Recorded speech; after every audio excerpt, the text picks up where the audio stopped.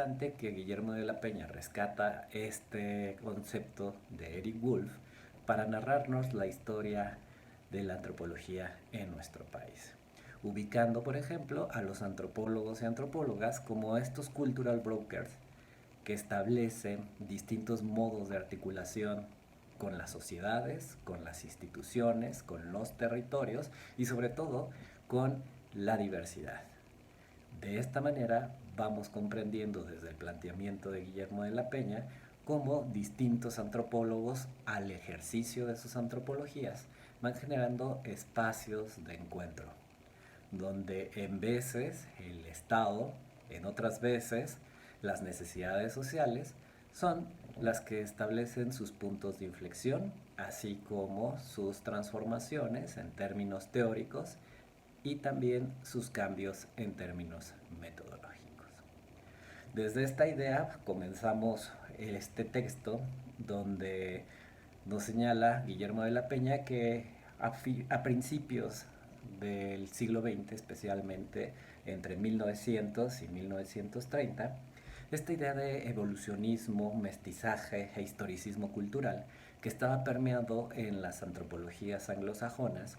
tenía una repercusión que iba más allá tanto de Inglaterra como de Estados Unidos. Es muy interesante que el paradigma, el evolucionista, no solamente tenía sus fuentes en el pensamiento anglosajón.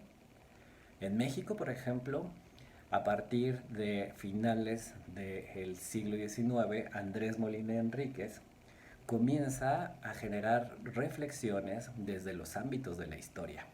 observando los horizontes culturales como formas de persistencia y transformación y que los grandes problemas de la nación tendrían que ser explicados desde sus fundamentos de origen y que a partir de ahí podrían tener sus posibles soluciones. En este caso, Andrés Molina Enríquez suponía que esta idea de mestizaje estaría presente y sería indispensable para la articulación de estas poblaciones que de facto estaban marginadas, que de facto estaban orientadas hacia contextos de pobreza y sobre todo que aparecían en ese momento, hacia 1900-1910, como la carne de cañón para la confección de una nación mexicana. Del mismo modo que se desarrollaba el paradigma de la evolución y sus posibles transformaciones en estadios desde lo primigenio hasta lo civilizado, también florecía el pensamiento articulado con esta lógica de el particularismo histórico o el relativismo cultural. Como ya lo hemos señalado en anteriores ocasiones, Franz Boas aparece como el padre de esta escuela de pensamiento, que de manera paralela refuta ideas vinculadas con el evolucionismo y el difusionismo y establece de una manera mucho más egregia la necesidad de comprender a detalle a las distintas poblaciones indígenas, primigenias, que se encuentran frente a los ojos de los antropólogos y las antropólogas. A partir de ahí, la escuela boasiana funda en Estados Unidos, específicamente en la Universidad de Columbia, un conjunto de academias que van forjando poco a poco distintos tipos de estudiosos,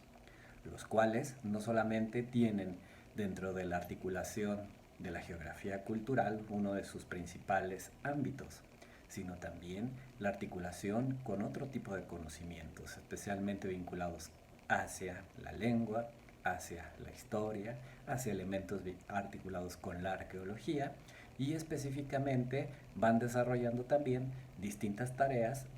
en ámbitos metodológicos para el trabajo de campo. Uno de sus alumnos más egregios es el mexicano Manuel Gamio, quien a lo largo de sus diferentes estudios comienza a hacer una articulación muy interesante en términos de estos dos paradigmas presentes en ese momento en la esfera mundial. Por un lado, el paradigma de la evolución y por otro lado, el paradigma del particularismo histórico o del relativismo cultural. Para Manuel Gamio, específicamente cuando lo desarrolla hacia 1918 en su estudio de la población del Valle del Teotihuacán,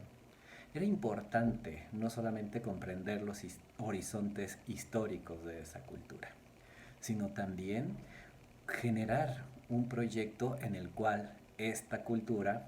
no solamente permaneciera frente al auspicio de la memoria, del pasado o en las salas de los museos, sino también comienza la premisa de qué hacer con los problemas que existen en este país y cómo la antropología podría articular posibles soluciones. En ese ámbito, para Manuel Gamio, esta articulación entre el paradigma del relativismo cultural y, por otro lado, entre la necesidad de establecer soluciones a modo de un funcionalismo articulado con el evolucionismo, va gestando al mismo tiempo que se va configurando la naciente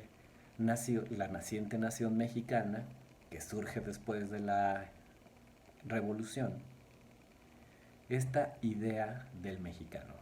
esta idea de forjar una patria, de forjar una identidad, y para ello obviamente no podemos dejar de mencionar esta obra que comienza no solamente a construir un discurso de lo nacional. Forjando Patria es una reflexión interesante que hace Manuel Gamio acerca de su discusión sobre los pueblos indígenas, sobre las pequeñas naciones, sobre la patria y sobre todas estas posibilidades que tendría que ver con la diversidad cultural articulada en su conjunto. La solución tiene que ver con una solución vinculada hacia la transformación de estas culturas. Y es a partir también de una lógica del mestizaje, de la incorporación y sobre todo de la transición de pueblos indígenas hacia un mundo mestizo. Posteriormente a la realización de su trabajo de campo en el Valle del Teotihuacán, hacia 1918, comienza a existir todo un furor en el ámbito de la antropología, no solamente en nuestro país, sino también a nivel mundial. En 1922, que es la publicación de este libro, suceden dos publicaciones muy interesantes en distintas partes del mundo.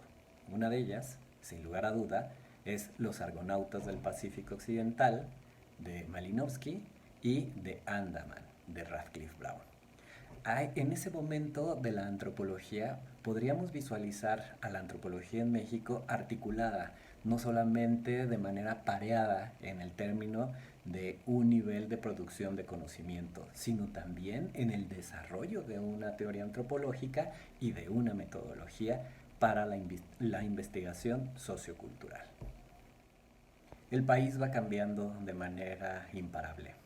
y hacia 1930 y 1948 sucede esta etapa que Guillermo de la Peña le llama indigenismo, antropología aplicada e investigación. Es interesante que para 1930 comienza a suceder una transformación en el plano político de nuestro país. Las poblaciones indígenas, la institucionalización de la antropología, comienzan a generar distintos espacios dentro de los nacientes institutos, departamentos y investigación que provienen del extranjero. Para 1930 y 1948 podemos visualizar esta articulación de distintos tipos de actores sociales, tanto nacionales como internacionales. En ese sentido, por ejemplo, vamos viendo cómo existen colaboraciones investigativas de grandes y afamados antropólogos que provenían especialmente de la antropología anglosajona, teniendo como figuras principales, por ejemplo, a Robert Redfield, quien trabajó con Alfonso Villarrojas, o el mismo Malinowski, quien trabajó el sistema de mercados con Julio de la Fuente en Oaxaca, hacia 1940-1941. Y es interesante cómo también distintos tipos de instituciones como el Instituto Lingüístico de Verano comenzaron a realizar con investigadores extranjeros un conjunto de estudios vinculados con la lingüística hasta llegar a la antropometría, pasando obviamente por la antropología social. En ese sentido, tanto para 1930 como 1948, Lázaro Cárdenas se convierte en un personaje indispensable para comprender la institucionalización de la antropología en nuestro país, así como un presidente que generó una discusión interesante sobre procesos vinculados hacia el abatimiento de la desigualdad social, fue generando espacios de interlocución donde el tema de lo indígena iba conglomerando ya no solamente a organizaciones y comunidades de estos pueblos, sino también distintos pensadores y distintos académicos que provenían nuevamente de escuelas norteamericanas o británicas y que estaban en la búsqueda de la transformación y de la integración de estas poblaciones. Entre ellos obviamente podemos destacar a Moisés Sáenz, que desde el ámbito de la educación, con este paradigma vinculado hacia la transformación de las culturas a partir de su integración, como Sol Tax también, que fue un antropólogo muy particular en el sentido no solamente de desarrollar teoría de la investigación, sino también esto que se llamaría antropología aplicada. Para esta época vamos viendo cómo la antropología aparece ya no solamente como una herramienta investigativa, sino también como una herramienta de intervención, que frente a la posibilidad de las instituciones que estaban haciendo en ese momento, como el Instituto Nacional Indigenista, podrían desarrollar teoría y práctica antropológica. En México, el indigenismo no solamente se convirtió en una política pública articulada por distintas instituciones del gobierno y su vinculación con las poblaciones indígenas, sino hablar del indigenismo también es indispensable comprender la posición que jugaron los antropólogos dentro de la elaboración de este tipo de políticas. Para 1948 se fundó el Instituto Nacional Indigenista. Y como lo señala Guillermo de la Peña, del 48 al 70 vamos a observar el auge y la crisis de este tipo de ideologías. Obviamente, el paradigma del indigenismo estaba vinculado con la posible integración de estas poblaciones indígenas a partir de la construcción de distintos tipos de políticas que iban desde la aculturación hasta la generación de bases culturales que les permitieran generar desarrollos endógenos. Sin lugar a dudas, en esta temporada, que dura un poco más de 20 años, hubo distintos tipos de tenores en cuanto a la aplicación y la forma en la cual se teorizó y se estableció la metodología del indigenismo. Entre los distintos autores o personalidades que sobresalen en este periodo, Gonzalo Aguirre Beltrán es uno de aquellos que deslumbran no solamente por su brillantez en términos de investigación, sino también por su capacidad en términos de la gestión de estas instituciones. Gonzalo Aguirre Beltrán estableció una articulación muy interesante entre el pensamiento boasiano, específicamente proveniente de su maestro Herkovitz, y esta lógica de comprender no solamente a la región como un elemento indispensable en términos de articulación paisajística, sino también vinculada hacia ámbitos relacionados con las asimetrías y las relaciones interétnicas.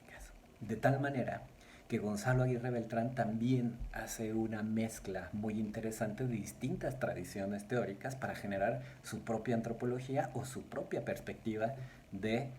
el indigenismo. A partir de ahí podremos observar también en esta trayectoria de estos personajes cómo van transformando sus posibles ideas.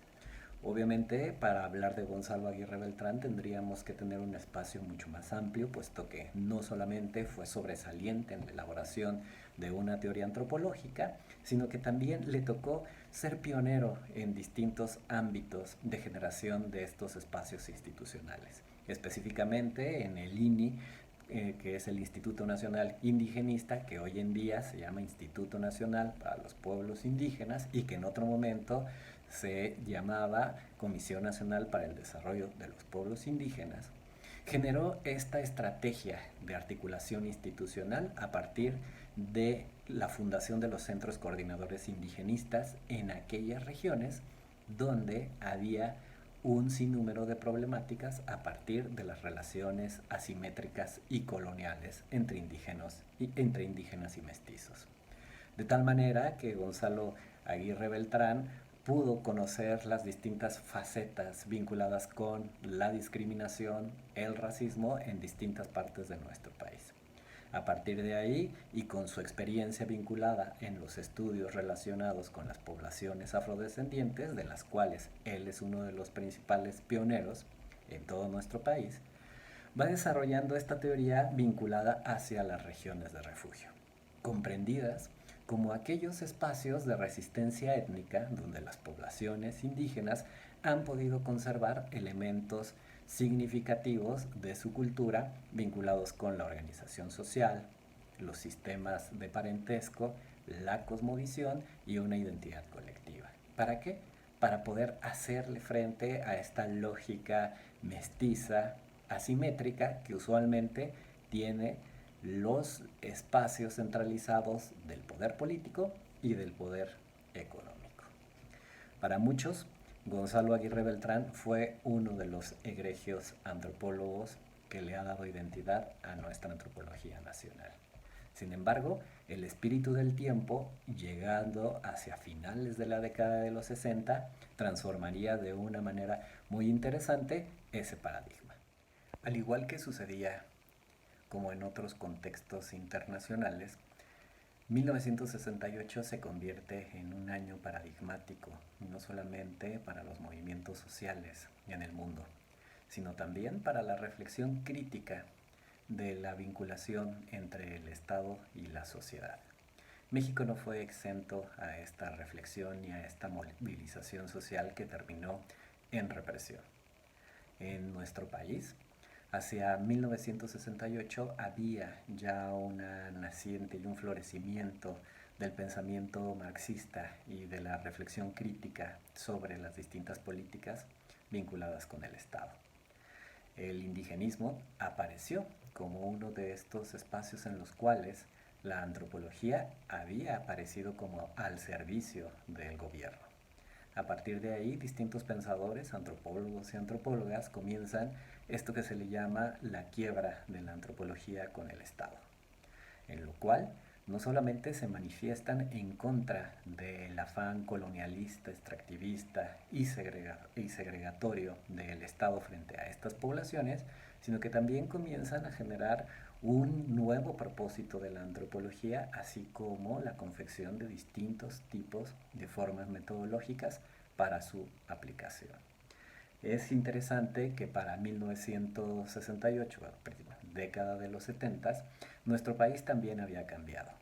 Aquellas regiones de refugio donde los pueblos indígenas no se articulaban con distintos tipos de sociedades, especialmente las sociedades no indígenas, habían mostrado ya distintos planos de transformación, con procesos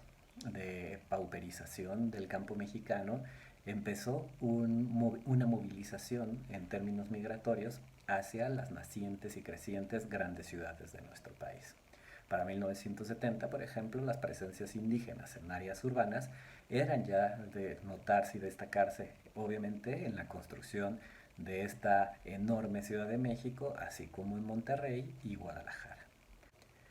Este suceso no solamente aconteció en nuestro país. América Latina también estaba en una ebullición constante. Para 1971, en la Declaración de Barbados, comienza una reflexión sobre el programa político de la antropología, estableciendo una clara distancia con sus lógicas colonizadoras llevadas a cabo por el Estado a partir del indigenismo, y que a partir de ahí, en términos de América Latina, comienzan a sobresalir distintos personajes. En el caso de México, no podemos dejar de mencionar a Guillermo Bonfil como uno de los pujantes pensadores críticos y reflexivos sobre el papel del indigenismo y de la antropología al servicio del Estado. Es interesante cómo, a partir de un pensamiento crítico, esta antropología que se desarrolla en México comienza a observar la necesidad ya no solamente del antropólogo como un mediador al servicio del Estado, sino el antropólogo como un articulador de un diálogo de saberes que permita la emancipación no solamente de los pueblos, sino también de las distintas sociedades segregadas por las condiciones de asimetría que prevalecen en el espíritu social del Estado. Otro de los personajes que destacan en esta época fue sin duda la figura de Ángel Palermo, no solamente como un magnífico pensador teórico de la antropología, sino también como un gran profesor en la impartición no solamente de la teoría antropológica, sino también en la generación de bases metodológicas para el trabajo de campo. Palermo, al igual que los grandes antropólogos, fundó distintos tipos de instituciones y generó estos espacios de investigación que hoy en día caracterizan a nuestra antropología a nivel nacional. Es interesante que parte importante de las reflexiones generadas con Palermo tuvieron desde la forma de replantear los paradigmas de la ecología cultural hacia los horizontes mesoamericanos, una de las formas más sobresalientes de aplicación de teoría de la cultura. Es interesante cómo la figura también de Palermo fue generando una diáspora a lo largo de las distintas universidades de nuestro país, teniendo una de sus posibles simientes en la Universidad Autónoma de Querétaro con la fundación de la maestría en antropología, que es el ancestro directo de la licenciatura de antropología que actualmente tenemos en nuestros cursos. La generación de la quiebra política de la antropología catapulta a un conjunto de pensadores y gente reflexiva del pensamiento antropológico en nuestro país. De ahí que podemos distinguir a nombres como Arturo Batman, Rodolfo Stavenhagen, Margarita Nolasco, Luisa Paré, distintos pensadores que ya no solamente establecen la continuidad en el sentido político colonialista de la antropología, sino ahora en un sentido emancipador. Y sobre todo van tratando de articular de las distintas tradiciones reflexivas de pensamiento, específicamente de tradición y orientación marxista, hacia las situaciones culturales de investigación que estaban desarrollando en nuestro país. De tal manera que la antropología comienza a distanciarse de esa antropología pensada en sociedades aisladas y distantes. Es ahora una antropología que se hace en la ciudad con colectivos que forman parte del paisaje urbano. Ya no solamente se tratan de temas vinculados con la etnicidad, sino por ejemplo la aportación y la adopción del concepto de cultura comienza a establecer nuevos paradigmas en cuanto a la reflexión de distintos sujetos sociales. Entre ellos destacan, por ejemplo, los trabajos articulados con Roger Bartra sobre el análisis de la identidad del mexicano, en esta maravillosa obra llamada La jaula de la melancolía, o en los distintos estudios de antropología urbana que comienzan a sucederse de manera imparable a partir de la década de los 80, narrándonos las transformaciones de los contextos rurales hacia los urbanos y los distintos dilemas que tiene la metrópolis en el sentido de las asimetrías sociales. 1994 se convierte también en un año paradigmático para nuestro país. No solamente la transformación de la política económica de nuestra nación hacia una lógica globalizada y neoliberal, sino también la emergencia de distintas agrupaciones sociales que comienzan a levantar la voz exigiendo no más un México sin nosotros. A partir de 1994 vamos viendo una transformación nuevamente en la piel de la antropología, una que busca ya no solamente instaurarse en los distintos centros de investigación y universidades que están fundadas a lo largo y ancho de nuestro país, sino que también volver a reposicionarse frente a su pertinencia en términos sociales. Es interesante cómo a partir de procesos complejos, como la contracción del Estado-Nación, donde las grandes instituciones que le daban cabida a los antropólogos Hay antropólogas como el Instituto Nacional Indigenista, el Instituto Nacional de Antropología e Historia, comienzan a sufrir una contracción en términos de sus presupuestos y por lo tanto contracciones en términos de espacios laborales. Desde allí, los antropólogos ya no solamente comenzaron a articularse con las instituciones de gobierno como único nicho de trabajo, sino también aquellas instituciones académicas donde se desarrollan trabajos de investigación forman parte importante de estos espacios de labor antropológica. Para Guillermo de la Peña, esta transformación de finales del siglo pasado constituyó en tres elementos indispensables: la redefinición de estudios regionales, característica que provenía desde esta lógica planteada por Gamio y continuada, por ejemplo, con Aguirre Beltrán,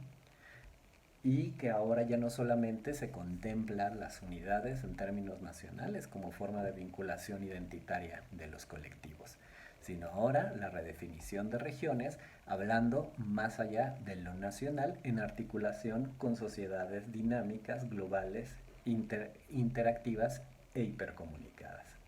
Es interesante también cómo la idea de nación va generando una gran pluralidad, un gran dinamismo y un conjunto de contradicciones en cuanto a estos temas ya clásicos a la antropología que tenían que ver con la identidad de lo mexicano. También no podemos dejar de mencionar la redefinición, por ejemplo, de la identidad indígena, de los movimientos étnicos, donde ya no solamente se están levantando voces en términos de autonomía y autoascripción, sino también hacia la generación de sus propias formas de definición de sus narrativas y de sus propios estudios e investigaciones, alejados ya de una antropología paternalista o colonialista como la que hubo en los años 50 con el indigenismo. La idea no solamente de la identidad étnica en términos de lo nacional, sino también de una identidad étnica que tiene conexiones con el mundo de lo global, como por ejemplo poblaciones indígenas que ya no solamente migran a las ciudades más cercanas, sino también poblaciones indígenas que ya tienen redes de relaciones establecidas en otros países. Es interesante como que a partir de la articulación del concepto de cultura empezamos a ver una diáspora sobre estudios culturales vinculados con las identidades, con la ciudad, con la lógica de lo urbano como estos elementos indispensables para la reflexión de la antropología en México. Es interesante que no dejemos de observar, antropólogos y antropología son productos culturales y por lo tanto no solamente reflejan un conjunto de paradigmas teóricos y metodológicos, sino también reflejan el espíritu del tiempo, del contexto que los forja y sobre todo que les da identidad frente a la sociedad.